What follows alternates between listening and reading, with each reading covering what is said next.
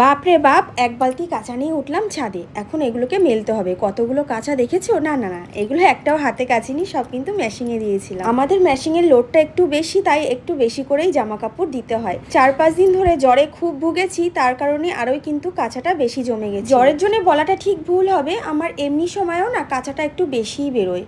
কি করব, বেরোলে কিছু তো করার নেই না। আর বাড়িতে একটা ছোট বাচ্চা আছে, সবসময় একটু হাইজিনটা মেনটেন করতে হবে।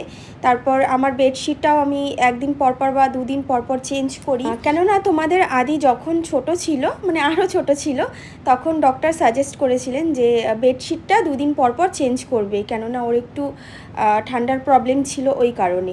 তো সেই অভ্যাসটা এখনও রয়ে গেছে। আর ঘরে ছোট বেবি থাকলে একটু হাইজিনটা বেশি করে মেনটেন করাই উচিত, যেটা আমার মনে হয়। আর এটা আমার বাপের বাড়ি থাকতে অভ্যাস, একটু বেডশিটটা সবসময় পরিষ্কার রাখা। তারপর টুকিটাকি যখনই যা বেরোই সেই জামা কাপড়ও কিন্তু আমি সবসময় ধুয়ে তারপরে ইউজ করি। সব কিছু মেশিনে দিই না, তোমরা তো জানোই। ভালো জামা কাপড় আমি হাতেই ধুয়ে দিই। জামা কাপড় মেলতে মেলতে একজনের কথা মনে পড়লো। সেই আর কি একদিন শুনে এসে বলছিল আমার জামা কাপড় ধোয়া নিয়ে, এই যে এত জামা কাপড় দেখছো, এক বালতি জামা কাপড়, এত জামা কাপড় আমি কেন ধুই, এত কাঁচা কেন আমার বেরোয়। তো এটা নিয়েও জানো তো অনেকের সমস্যা আমি শুনেছি। আমার সার্ফ, আমার জামা কাপড়, আমার ঘরে মেশিন রয়েছে, হ্যাঁ হাতেও আমি ধুই।